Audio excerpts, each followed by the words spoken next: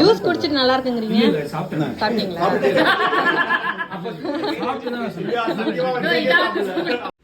Hello மக்களே, இது வந்து ஒரு தீம் கேக்கு.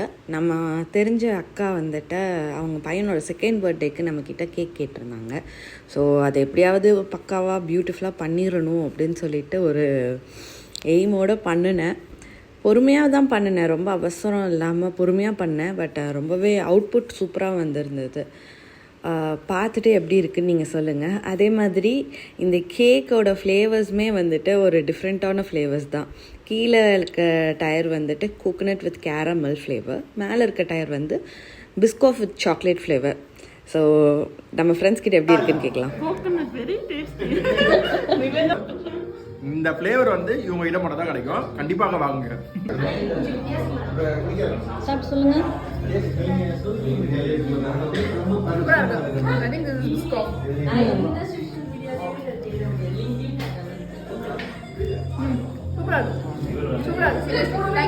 எப்படி இருக்கு? செமையா இருக்கு, அமேசிங்கா இருக்கு.